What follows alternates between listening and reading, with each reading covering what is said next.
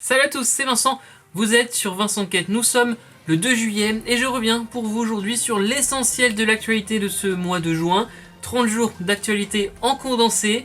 On va revenir ensemble sur les grands titres de l'actualité de ce mois et vous verrez en bas de l'image le bandeau qui reprend d'autres infos. En bref, l'actu que vous retrouvez évidemment tous les week-ends sur Instagram, au programme notamment de ce flash.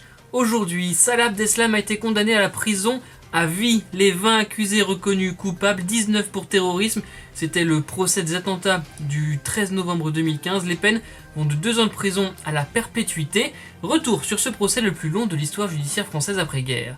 La Cour suprême des États-Unis et 3 arrêts retentissants: le port d'armes à l'extérieur, la révocation du droit fédéral à l'avortement et la limite des actions contre le réchauffement climatique. On revient sur ces 3 décisions ensemble. En Ukraine, la guerre continue. Emmanuel Macron s'est rendu à Kiev ce mois-ci. L'Ukraine, qui est officiellement candidate à l'Union européenne, on fait le point sur la situation, les caprices de la météo, la nouvelle Assemblée nationale, le jubilé de platine d'Elisabeth II, la fusillade d'Oslo ou les grands moments sportifs de juin. J'en parlerai aussi. N'oubliez pas que vous pouvez liker et partager cette vidéo et vous abonner à la chaîne sans oublier la petite cloche pour ne rien manquer. Je suis aux manettes, merci d'être sur Vincent Quête.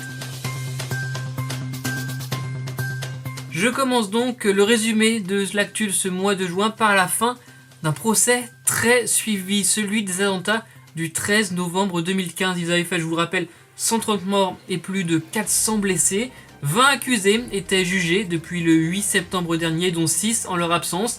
19 des 20 accusés ont été reconnus coupables des faits de terrorisme pour lesquels ils étaient jugés. Le dernier a été condamné pour association de malfaiteurs. Bilan du verdict: 20 peines de prison, de 2 ans à la perpétuité, comme pour Salah Abdeslam, le principal accusé reconnu coupable d'être un co-auteur des attentats. Il est, rappelez-vous, le seul survivant du commando terroriste. Condamnation à la perpétuité avec une période de sûreté incompressible, ce qui veut dire prison à vie. C'est la 5e fois seulement qu'une telle condamnation est prononcée par la justice française. J'en parle dans un post spécial sur Insta si ça vous intéresse. Il y a aussi l'historique de cette condamnation à la perpétuité incompressible. Après plus de 9 mois de procès et 148 journées d'audience, il est temps maintenant pour les victimes de tourner la page, ou en tout cas d'essayer. Le verdict a apaisé un certain nombre des 2500 parties civiles engagées dans le procès. Un verdict jugé juste selon les témoignages à la sortie du tribunal. C'est la plus haute juridiction des États-Unis. La Cour suprême a rendu 3 décisions qui ont largement fait parler. On va y revenir dans l'ordre chronologique. La première, c'est le droit d'être armé en dehors de son domicile. La Cour suprême a invalidé une loi new-yorkaise qui limitait fortement le port d'armes. Cette décision intervient alors que plus d'une vingtaine de fusillades ont éclaté à travers le pays en quelques semaines, notamment dans une école à Uvalde. J'en avais parlé dans un précédent flash. En réponse à ce jugement de la Cour suprême, le Congrès a adopté une loi la plus importante depuis des décennies pour limiter les violences par arme à feu, notamment avec de nouvelles limitations. Deuxième décision de la Cour suprême qui a fait réagir dans le monde entier, ce n'est pas exagéré que de le dire.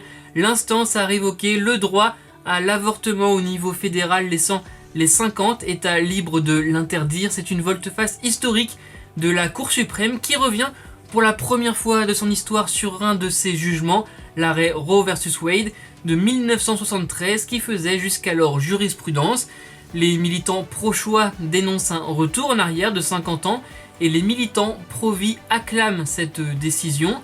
D'ici peu, 26 États américains devraient interdire l'IVG dans leur loi, c'est déjà le cas dans une dizaine d'entre eux, alors que d'autres, plutôt démocrates, ont fait le choix de défendre l'avortement sur leur territoire. Joe Biden affirme que, je cite, « la santé et la vie des femmes de ce pays sont maintenant en danger », alors que son prédécesseur Donald Trump a évoqué la volonté de Dieu après cette décision. Et enfin, 3e décision de la Cour suprême qui, à la fin du mois, a décidé de limiter les moyens de l'État fédéral pour lutter contre les gaz à effet de serre, ce qui pourrait avoir de lourdes conséquences sur le dérèglement climatique.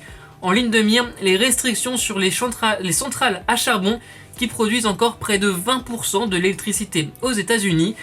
Petit rappel, la Cour suprême est composée de 9 membres, dont 6 conservateurs, en partie nommés par Donald Trump lors de son mandat. J'ai fait une vidéo sur la Cour suprême, je vous mets le lien dans la description. Je reviens sur en fait à quoi sert la Cour suprême aux États-Unis. Cette Cour suprême qui pourrait, je le précise, statuer sur d'autres droits aux États-Unis, comme notamment le mariage gay ou l'utilisation de la contraception. En Europe, la guerre continue et je commence en parlant de l'Europe justement car depuis le 23 juin, l'Ukraine et la Moldavie sont officiellement candidates à l'adhésion à l'Union Européenne. C'est un symbole fort envoyé par les 27 États membres, mais ce n'est pas pour autant que les deux pays adhèrent dès à présent à l'UE. Il faudra encore plusieurs mois, voire plutôt plusieurs années de discussions, de négociations et de travail pour faire entrer ces deux pays dans la communauté européenne. Le mois de juin en Ukraine a été notamment marqué par la visite très politique du français Emmanuel Macron, de l'allemand Olaf Scholz, de l'italien Mario Draghi et du roumain Klaus Iohannis à Kiev. Visite surprise à Volodymyr Zelensky et visite très attendue. La position de la France est claire, Paris souhaite la victoire de l'Ukraine dans ce conflit face à la Russie, alors qu'on avait entendu ces quelques phrases d'Emmanuel Macron qui ne voulait pas humilier la Russie. Ça avait fait fortement réagir notamment en Ukraine. Du côté des États-Unis, de nouvelles aides ont été débloquées notamment pour de l'armement et du matériel militaire. Et du côté de l'OTAN, le processus d'adhésion de la Suède et de la Finlande a été officiellement lancé après la levée du veto turc. Plus de 100 jours ont passé déjà depuis le début de l'offensive russe. La Russie qui assure qu'elle arrêtera la guerre quand l'Ukraine capitulera, rien que ça. La ville de Severodonetsk est tombée aux mains des Russes. Kiev a subi de nouveaux bombardements et un centre commercial a été visé par un bombardement russe à Kremenchuk, faisant de nombreux morts civils. C'était en pleine journée, il y avait environ 1 millier de personnes dans ce centre commercial, alors que cette ville du centre du pays ne se situe pas sur les lignes de front. Retour en France avec une page météo qui va faire les deux extrêmes. Vous l'avez vécu comme moi ou que vous habitiez d'ailleurs en France. Le mois de juin a été marqué par de violents orages et une vague de chaleur impressionnante. Allez, on commence avec les orages. Bilan, 1 mort et au moins une quinzaine de blessés au début du mois. Des milliers de foyers se sont retrouvés sans électricité, plus ou moins longtemps. Des grêlons de la taille d'une balle de tennis. Et oui, on a arrêté les balles de golf, on a arrêté toutes ces balles de ping-pong. Oui, on est bien sur des balles de tennis. Et ce, à plusieurs endroits tout au long du mois. Un chiffre, 190 000, c'est le nombre d'impacts de foudre enregistrés du 1er au 22 juin seulement. Et déjà au 22 juin, c'était un record pour un tel mois de juin. Toujours propice, rappelons-le, aux orages. Et un autre chiffre, les intempéries du début du mois vont coûter 940 millions d'euros. Selon les assureurs français, ça reste une première estimation. Si on les rajoute aux estimations des intempéries des mois précédents, on dépasse déjà le milliard d'euros de dégâts. Pour la vague de chaleur, c'était la canicule la plus précoce. On est même allé jusqu'à l'alerte rouge canicule dans 14 départements. L'école y a été facultative. Les événements en plein air ont été annulés. Plusieurs records absolus de température ont été battus. Des records absolus, pas seulement des records mensuels. Il a fait ce mois de juin jusqu'à 42,9 degrés Celsius à Biarritz, à l'ombre. Et oui, c'est important de le rappeler que toutes ces températures, c'est à l'ombre.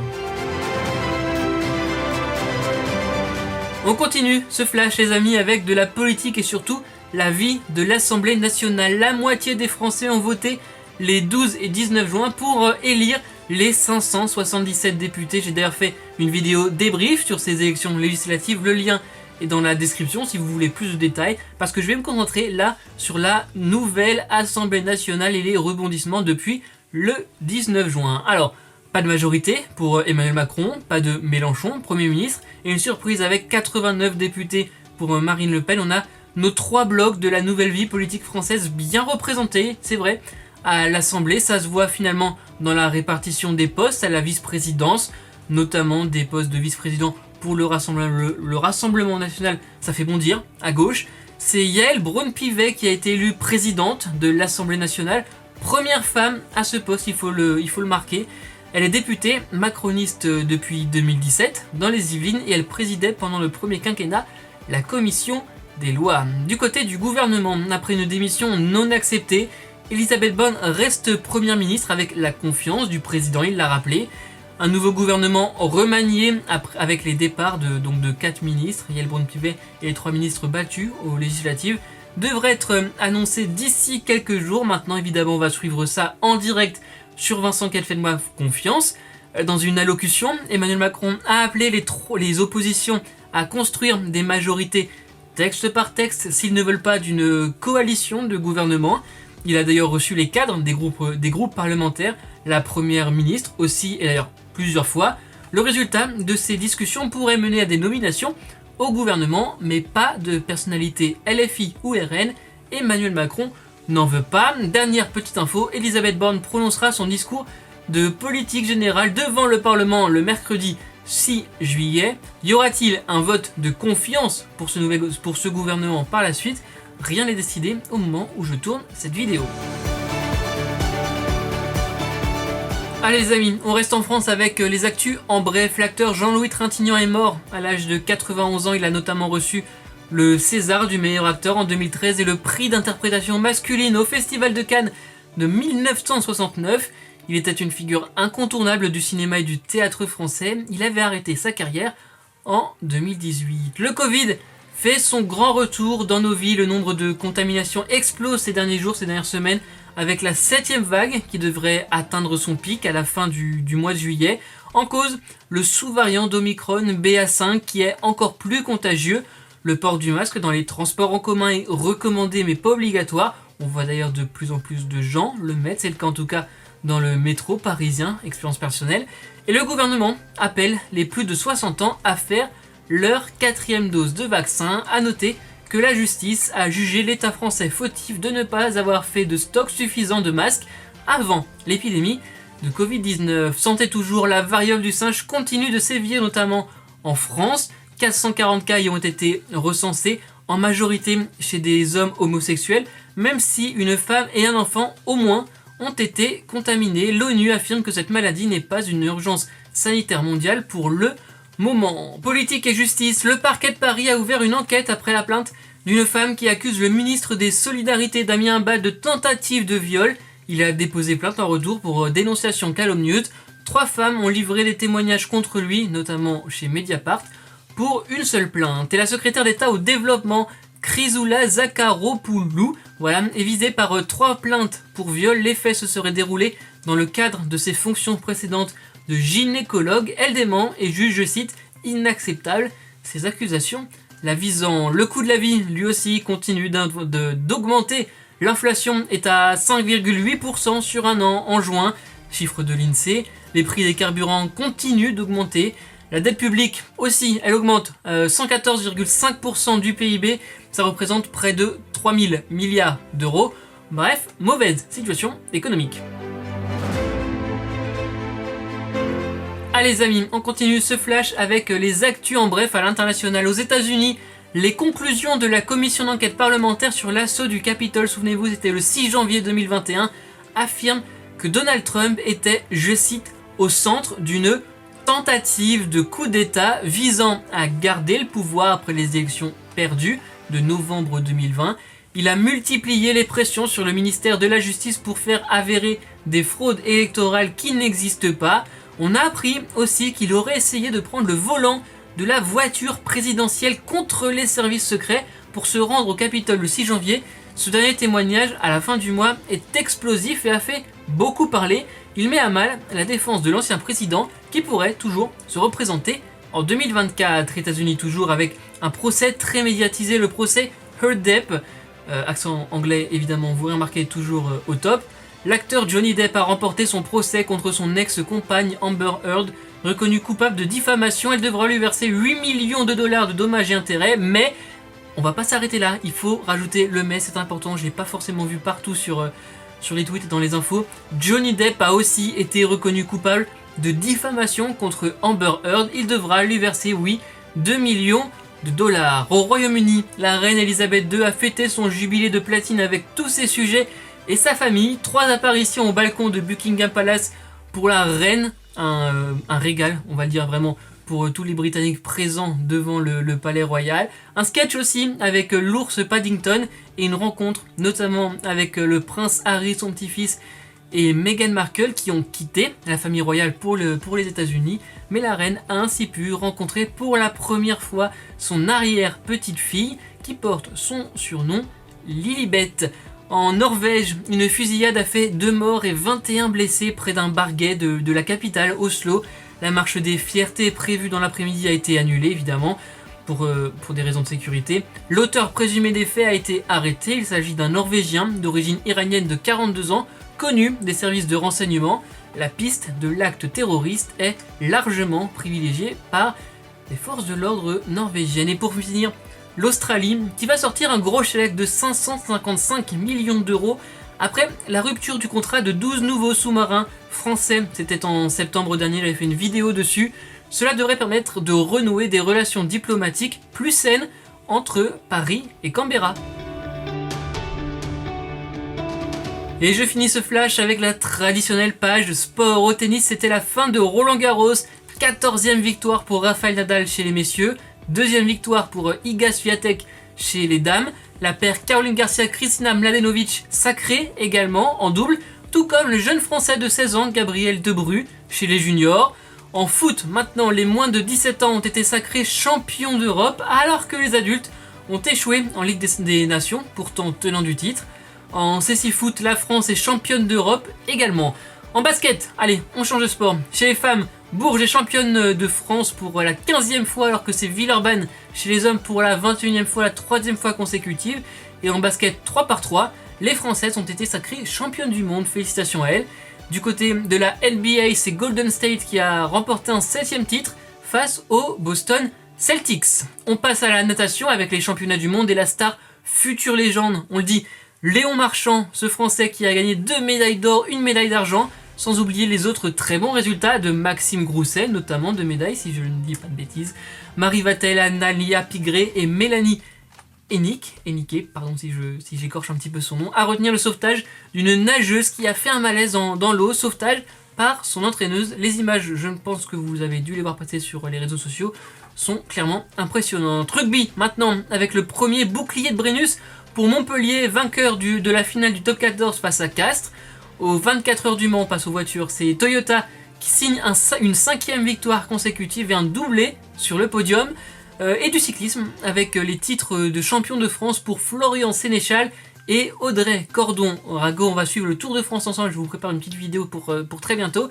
Et allez, pour finir cette page sport et ce flash, un nouveau record, Armand Duplantis, là aussi une légende, a franchi 6,16 mètres à l'extérieur en saut à la perche. Il détient aussi le record du monde en intérieur à 6,20 mètres. Voilà pour l'actu de ce mois de juin, c'est la fin de ce flash. Merci les amis d'avoir été au rendez-vous.